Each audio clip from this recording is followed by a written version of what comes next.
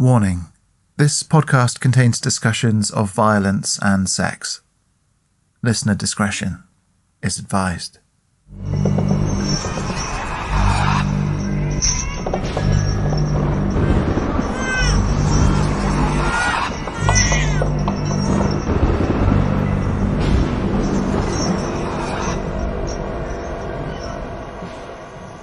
Welcome to a special Haunting Season episode of Something Wicked, a bonus series from the Three Ravens podcast all about historical monsters, maniacs and murderers from across the world of folklore. My name's Martin Vaux. I'm a storyteller, writer and English romanticism obsessive, and I'm joined as ever by my partner in crime and all dark arts, Eleanor Conmar. Hello, fellow Ravens. Well, we are getting very close to the end of haunting season, and this is the grisly end, where we're getting our beaks into some honest-to-goodness flesh and blood. Quite right. And on this episode, we're talking about our most modern, kind of folkloric true crime to date. This one reaching a grisly conclusion in the year of my birth, 1984. It really is incredibly modern by Three Ravens standards. We're normally a bit more comfortable talking about 1584. True. Then again, the 1980s are very much the era of the Satanic Panic, which we talked about a bit the other day on the Ouija episode, which suggests to me that there are rich veins of particularly modern American folklore for us to mine. Well, indeed. And if people aren't familiar with the Satanic Panic, Eleanor, I know you're very interested in this period of American history. If I were to challenge you to neatly summarize what the Satanic Panic was, how would you explain it? Oh, okay. Challenge accepted. So the Satanic Panic probably started in 1980 with the publication of a very lurid book called Michelle Remembers. And in this book, a psychologist claimed to have helped his patient, a lady named Michelle Smith, to recall her vivid experiences of abuse by the Church of Satan that she had apparently been keeping as a kind of suppressed memories for many years. Yeah. It's immediately really important to say that Michelle Remembers has been widely discredited, and the type of psychology used to supposedly unearth these memories has also been discredited, and that her claims have been completely unsubstantiated. It didn't stop the book being wildly successful and kicking off this whole cultural moment. If you want to learn more about it, check out the recently released documentary Satan Wants You. It kind of chronicles the whole sordid affair. But off the back of Michelle Remembers, there was a rush of allegations of satanic influences, ritual abuse and all sorts of awful things across America during the 1980s and into the 1990s. And when I say rush, I really mean it. There were over 10,000 reported cases of SRA, as it was known.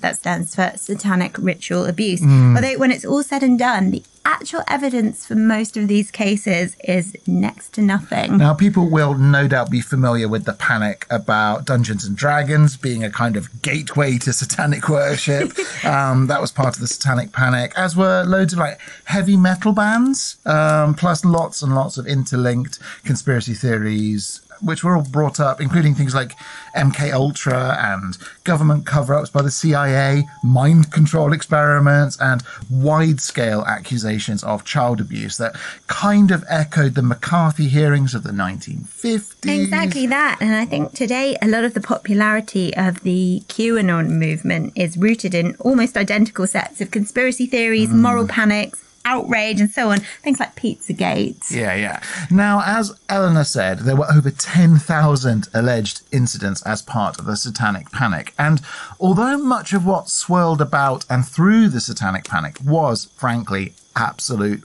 bunkum, there were some things that happened during that period which were pretty ghastly and horrific, which were kind of caught up in the media furore. Yeah, it's one of those interesting things, isn't it?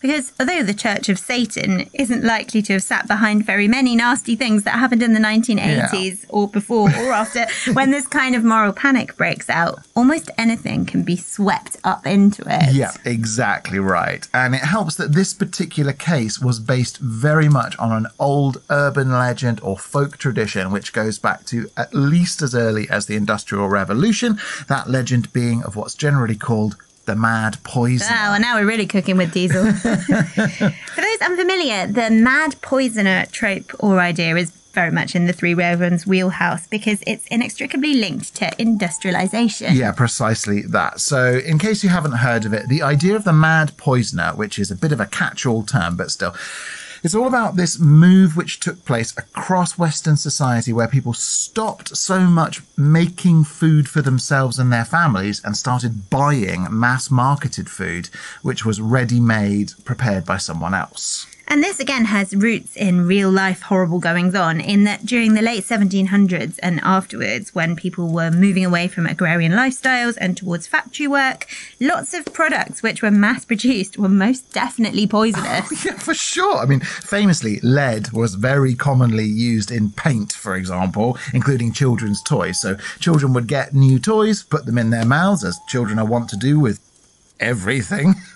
Yeah, objects, clothing, bits of people, rocks, unsuspecting insects. I knew a kid who used to lick snails at primary school. I would say that's gross, but I did eat a worm once. Did you? As a child, yeah. I'm sorry, earthworm. Well, I actually, as a little boy, was very interested in putting gravel in my mouth. Not sure why, but there is photographic evidence of me eating gravel. Good. Built up your immune system, you know.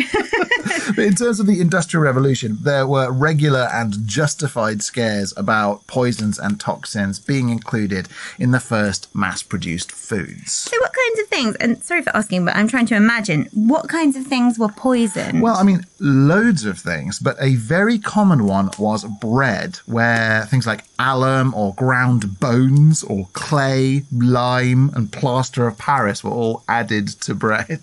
Oh, that's so disgusting.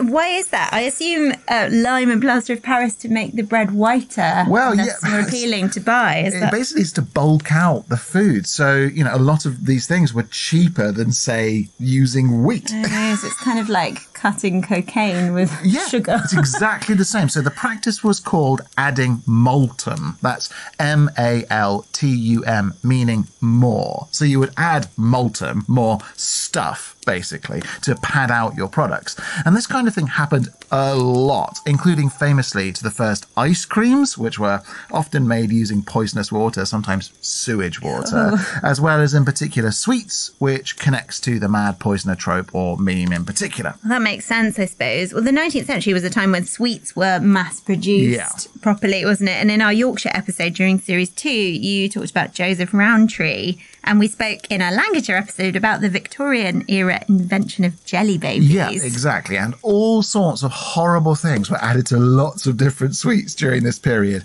culminating in the 1858 Bradford sweet poisoning. Well, this I've never heard of. Well, it's super interesting. It basically came about when 200 people in Bradford in Yorkshire were poisoned after eating humbugs, so traditional black and white striped peppermint sweets. Only the sweets they ate were laced with arsenic, which had been added as maltum by mistake, with 21 people dying, dozens being extremely ill, and the whole incident leading in part to the passing of the Pharmacy Act to regulate the control of many poisons and opiates in England. Goodness, that's so fascinating. I mean, bear in mind, like well into the 20th century, you could go to the chemists and buy poison for getting rid of pests like rats. For sure, you could buy arsenic, you buy cyanide, just over the counter. Definitely. But, you know, outside of these kind of historical poisoning incidents, which were mostly accidental or down to corruption and fraud, ideas began to develop around the concept of people deliberately setting about lacing foods with poisons in an attempt to do damage to and perhaps even kill members of the public. I was reading just a few weeks ago, actually, that a man was arrested for sabotaging food products in a factory which were intended for the restaurant chain Nando's. And he was putting all kinds of horrible things in the food, like rubber gloves and plastic bags in vats of hummus and batter and stuff. Really quite disgusting. That's interesting. He has been arrested. Like corporate espionage. Yeah. And so when we think about the mad poisoner in the 20th century, of course, there are loads of urban legends, but are there any cases when people have actually set about trying to sell or spike food that other people are going to sell or give out and doing harm? Well, in terms of those that have led to deaths, no, which might seem surprising. It does, because in a whole world of people, you've got to imagine there's some lunatic out there doing this sort of thing. I mean, we've just seen an example. Yeah, well, I mean, the closest we've had is in 1959, a dentist in California did roll Halloween candy in laxatives before giving it out to children. And he was quickly arrested and charged, but there's no recorded case of members of the public being actually poisoned by foods that have been tampered with. What we do have, though, are cases of people trying to hurt or potentially kill family members. So members of their own family, that's much more common. But the laxatives thing, well, it's obviously unpleasant. It strikes me as more of a prank than a serious attempt to do genuine harm. I mean, laxatives won't kill you. No. They'll just really clean things out for you. But it also surprises me that there hasn't actually been a mad poisoner in the sense that popular culture has maybe made us believe. Well, indeed. And that's not to say that there haven't been mass poisonings. There have, especially in pharmaceuticals with people lacing over-the-counter drugs. So, for example, in 1982, there was the Chicago Tylenol murders, an incident where someone, they never actually caught the person who did this, but someone laced Tylenol tablets with potassium cyanide and killed 7 people. But when it comes to sweets in general and Halloween candy in particular, there's never been a recorded case of a quote-unquote mad poisoner. This is obviously good news, but it seems so strange in a way that this has never happened. Well, yeah, and you mentioned urban legends. So when you think about these mad poisoner antics, what kind of examples of urban legends jump to mind for you? Well, the obvious one, and the one I think most of us think of with Halloween candy, is the thing we always warned about as kids, the old razor blade in the toffee apple. Yeah, and that very much comes from a film, 1988's Night of the Demons, which came out during the Satanic Panic era. And of course there are other variations of that, you know, broken glass and sweets or cake, pins, poisoning things, all that kind of stuff needles, that we were warned about when going trick-or-treating. Yeah, which, you know, interestingly, it's a combination of two kind of separate memes, which both culminated in the 1980s. The first being urban legends related to food contamination. So, you know, famously the Kentucky Fried Rat or dead mouse in a soda can or bottle, and then also lots of things about food service workers putting unsavory things into mayonnaise or onto pizzas, and you know, people catching herpes, for example, from things that they've eaten. Now, those grew through the mass expansion of fast food restaurants in America in particular during the 70s and into the 80s. Then there's this other meme, generally known as Halloween sadism. It's a very solid term, Halloween sadism. What does that relate to? Well, it's a well-observed sociological trend. And when I say trend, I mean belief rather than a thing that actually happened. But basically, in the 1930s, say, Halloween trick-or-treating, i.e. knocking on strangers' doors and asking for sweets, was seen as pretty innocent fun. But during the 1950s and the kind of advent of the teenager as a concept, that increasingly changed in America to involve more pranks, an increased emphasis in the trick part of trick or treat.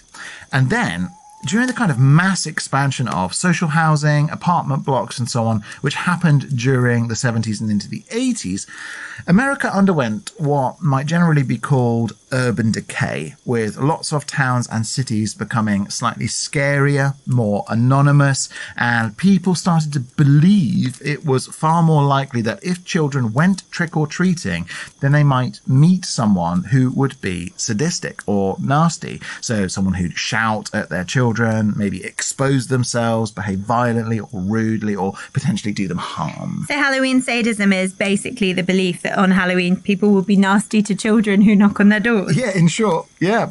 But again, it's important to say that this is a belief rather than an actual trend, because this has genuinely been studied. And it turns out that basically Halloween sadism is a belief, but not an actuality. Like, there are under 100 observed cases where people have actually been unkind to trick-or-treaters. And yet, Martin, you've set us all up for a Something Wicked episode about someone called the Candyman. Yeah. So I'm guessing there has to be some truth in all this somewhere. Well, you'll note that a few minutes ago I mentioned how there are no real recorded cases of members of the public being targeted by mad poisoners intending to do murder. But I also alluded to the fact that there have been recorded cases of people aiming to do harm to their families. No, this already sounds disturbing. To be honest, if it wasn't a little bit disturbing, we wouldn't be talking about it on an episode of Something Wicked. Yep, fair point, well made. Now, of course, the term the Candyman has some pre-existing horror associations, not least the Candyman film series based on Clive Barker's horror story, The Forbidden. I'll be honest, I have always thought it's a really misleading title to those films, The Candyman. I mean, I get there's honeycombs and bees involved, but there is a distinct lack of proper, serious candy involved in that franchise. Like, I want a gingerbread house. I want candy canes. I recognise it's not really the point, but still. Yeah, oh no, I mean, I completely agreed. But anyway, we're not talking about the Candyman film franchise, nor are we talking about the quote-unquote Candyman killer Dean Call, who was a really nasty man indeed. Is he the Houston murders guy? He is, and dear listener, if you're unfamiliar with Dean Call, he's a really gross character. He was a paedophile, also known as the Pied Piper, active in the 1970s. He was famous for abducting, torturing, raping, and murdering teenage boys, at least 29 confirmed victims. But his moniker of Candyman came simply from the fact that for about 10 years, he also worked in his parents' then his own sweet making business. So not terribly relevant to Halloween or Three Ravens haunting season, it has to be said. A deeply unpleasant and really quite horrific case, though. Oh, definitely, yeah. But also one where, honestly, it's just too up and down bleak for me to want to talk about it. Instead, the man I want to talk about is Ronald Clark O'Brien, who was executed by lethal injection on the 31st of March, 1984. Okay, so we have a name, Ronald Clark O'Brien. And what did he do to earn the moniker of the Candyman? Well, this is quite an interesting story, so let me spin you a bit of a yarn. I'd expect no less. Please begin. Okay, well, Ronald Clark O'Brien was born in 1944 in Texas, growing up to become an optician, very active in his church, where he was a deacon. He sang in the choir and ran the local bus program for the elderly. So from the outside, he appeared to be a thoroughly upstanding citizen. Only Ronald was very, very, very badly in debt. Interesting. So, in 10 years leading up to his crimes, Ronald had burned through a whopping 21 jobs. Blimey. And in this time, he'd basically taken out loads and loads of loans. Like, over $500,000 in loans, which were starting to default by the time he committed his crimes.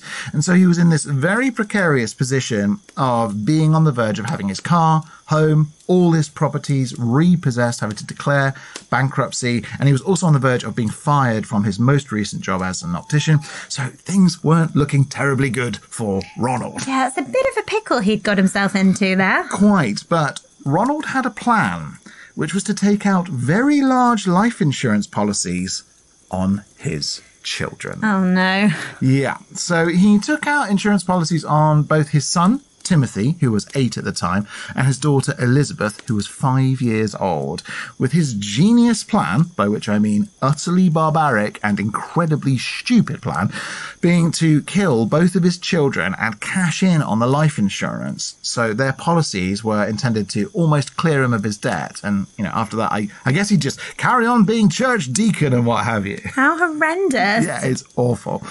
And so this all came to a head on Halloween night, 1974, when Timothy, Ronald's son, became incredibly unwell after consuming a tube of pixie sticks he had acquired while trick-or-treating. Now, we don't have pixie sticks in England, but Eleanor, are you familiar with the idea of a pixie stick? I've had pixie sticks in America. You? Nice. Yeah, a lot of E numbers. Yeah, so I presume they're a bit like a tube of sherbet. Yeah, that's right. Okay. It's kind of a straw full of powdered sugary stuff. Yeah. We have got a similar thing, I think, in England. But, the pixie sticks are super, super sugary and full of delicious chemicals. But, from what I understand, you sort of tear the end off this straw, tip the powder into your mouth, and yum, yum, yum, delicious sweet treat. Yeah, a little bit like a sherbet dib-dab, Sure. but I think it's coarser. Okay. But I'm guessing the pixie sticks that Timothy ate that night were not so delicious. Well, and this is totally messed up, but here we go. So Timothy had been taken trick-or-treating by his dad, Ronald, along with his sister Elizabeth and 3 other children who were friends of the family.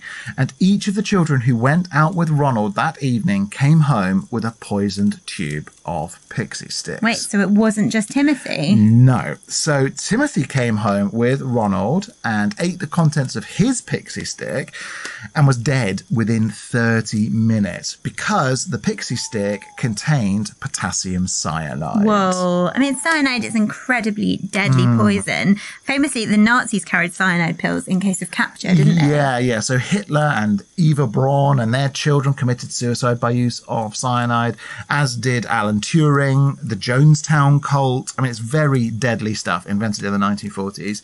But it was widely available to purchase in the 1980s, including through chemical supply stores in, say, Houston, Texas, for example. So wait, did Ronald Clark O'Brien literally just buy potassium cyanide over the counter? He did indeed. So basically what he did was buy some pixie sticks, open them up, blend the kind of powdered sugar up with the potassium cyanide, then he stapled the ends of the pixie sticks shut. Staples? Yeah. Are pixie sticks normally sealed with staples? No, not at all. Oh boy, a real criminal mastermind then. Well, no, obviously, but what he then did is take this group of children out trick-or-treating, then basically he slipped the poisoned pixie sticks into each of their collections of Halloween candy for the evening, then took the other children back to their parents' houses, took his own kids home, and encouraged Timothy to try the pixie stick. What a monstrous human being. And wait, hold on. So there were then 3 other children in the neighbourhood with these poisoned pixie sticks? Yep. And basically, the only thing that saved those kids were Ronald's staples. Because the staples were so difficult to open that although some of the other children tried to get into the pixie sticks, they literally couldn't because the staples were too difficult to prise apart. What the hell? I know. Even more macabre, actually. Once Timothy had died, which happened like midway to the hospital, the police immediately notified the other families who had been trick-or-treating with O'Brien, and a kind of panic started all through the area. But anyway, those parents immediately went and found the pixie sticks in their children's Halloween candies. Although in one case, one of the families couldn't find the pixie stick and discovered, to their horror, that their son had taken the pixie stick to bed to eat under the covers and had fallen asleep with it in his hand. No, that is so horrendous. What a nightmare. Yeah, genuinely. And when these pixie sticks were tested, each was found to contain enough potassium cyanide to kill 2 adult male human beings, let alone children.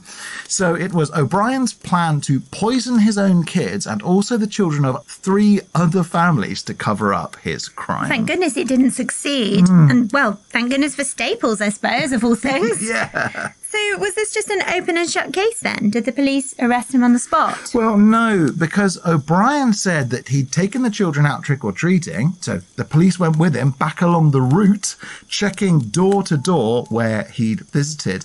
And the house where O'Brien said the children had acquired the pixie sticks, which O'Brien said had been given by a hairy arm leaning around the door. So, he said he didn't even see the face of the person. Oh, God, ridiculous. Yeah. But that house, unfortunately for O'Brien and his terrible alibi, was inhabited by an air traffic controller who'd been at work the evening previous, returning home at 11 p.m. So the finger, after that was discovered, was pointed squarely at O'Brien. And I presume then it came to light that he'd taken out those life insurance policies. Not only that, but O'Brien had already called the insurance companies asking how he made claims on Timothy's life insurance policy.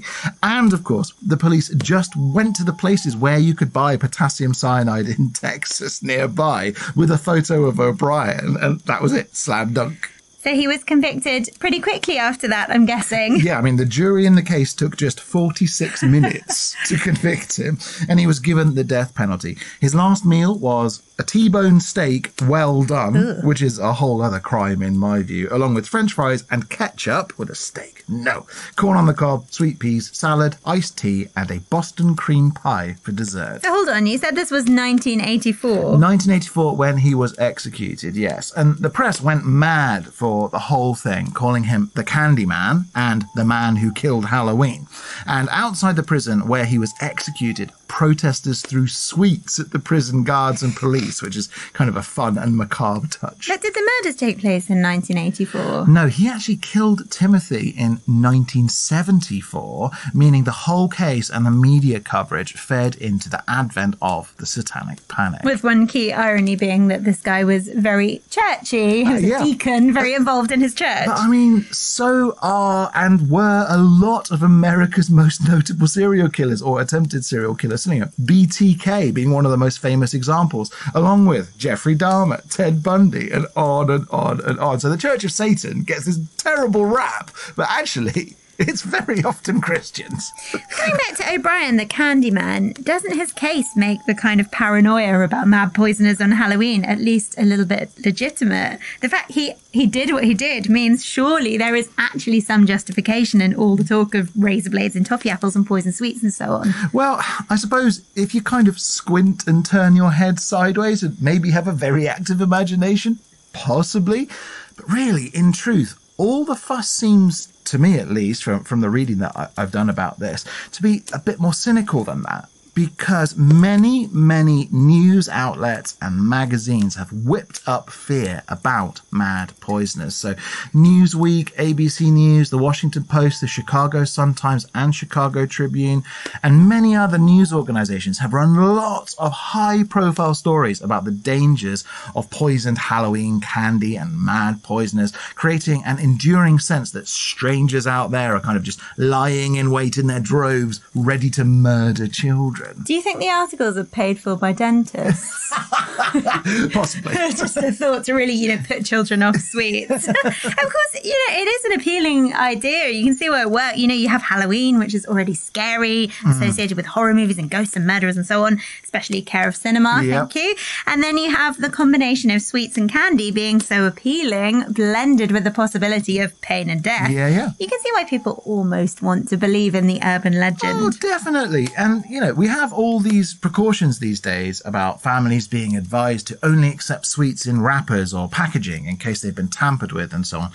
But come Halloween this year, any claims made about the likelihood of a mad poisoner being on the loose are effectively zero, whereas the cases of hoaxes about mad poisoners are actually incredibly well recorded. By hoaxes, what do you mean? Well, there have been a number of incidents where children have actually poisoned their own sweets, pouring bleach on them or tucking razor blades into candy apples or what have you. Also chocolate bars, razor blades in candy bars. So they've gone then bleating to their parents saying, they've been targeted by a mad poisoner. But in all the cases that have ever been investigated of this happening, it turns out that the children themselves were responsible, and it's happened over 90 times. So it's more likely that a child will poison their own Halloween candy for attention than it will have been poisoned by someone else. Yep. Literally. Like wow, the only case we know where a child died from poisoned trick-or-treat sweets is the O'Brien Candyman case, and it was his own son. As for recorded cases of strangers doing something similar, there are literally no recorded cases. You see, I'm now afraid that in saying this, you've opened up the possibility that this Halloween, the first ever case will arrive of a mad poisoner on the loose on Halloween. 2023 could be the year. No. And if it is, how awful would that be? Oh, it would be truly, genuinely horrifying. But I'm going to put my faith in the people of the world who open their doors to trick-or-treaters. Because if we flip this whole episode on its head a bit, it can hopefully serve as a reminder that generally people, especially strangers, are really, really nice on Halloween and give out sweets to children because it's a fun tradition which basically spreads joy. I love giving out sweets on Halloween. I like seeing all their costumes. Oh, it's great, isn't it? Yeah. I guess if you're a creep who's deep in debt, though, maybe you might think differently. I mean, yeah, perhaps watch out for Texas-based opticians who are also church deacons in 1974, especially if you're their son. But otherwise, I'm going to go out on a limb and suggest that people should be less afraid of mad poisoners and actually more afraid of diabetes. Don't bring diabetes into this, Martin. We were having fun. Well, it's a silent killer, Eleanor. You know, almost 11% of adults are believed to have diabetes. Over 2 million people died of diabetes last year. Blimey, it's way more dangerous than indebted opticians. Well, you knows it. Anyway, that's that. The Candyman, Ronald Clark O'Brien. Well, that was incredibly interesting. Thank you very much. Oh, my pleasure, as always. And of course, if you're enjoying the Three Ravens podcast and would like to support us and access exclusive content, as well as all of our episodes ad-free, then do please consider signing up for our Patreon for $3 a month or $6 a month via patreon.com/Three Ravens podcast. Our new film club episode about the 2015 folk horror hit The Witch was released on Patreon just today, and we'll of course be back on Monday with our final original ghost story double bill for Haunting Season 2023. Plus we'll have our Super Samhain Halloween special on the 31st, all about the history and folklore of Halloween, so there's that to look forward to as well. Of course, do please follow us on social media via facebook.com/Three Ravens podcast, Instagram @Three Ravens podcast, or on Twitter via @Three Ravens pod. And if you're carving a pumpkin this year, then do please send us photos of your finished carved pumpkin, along with any other thoughts and feedback, to threeravenspodcast@gmail.com for a chance of winning a limited edition Three Ravens Haunting Season mug. The mugs are so cool. But I do like the long sleeve t-shirt. Oh, and the tote bag is great. Oh, I like all of it. Check out the merch on threeravenspodcast.com/shop, everyone, please. Until next time, though, while our tale of terror has gone that way, we'll go this way. And remember, don't whistle till you're out of the woods. Our theme song is the traditional folk ballad Three Ravens, performed by Eleanor Conlon and Ben Harbour, and our logo is by Ollie James Dare. The Three Ravens podcast is a Rust and Stardust production, written and produced by me, Martin Fawkes. Thanks for listening. God sent every gentleman, such hounds, such hawks, and such leman, with a down derry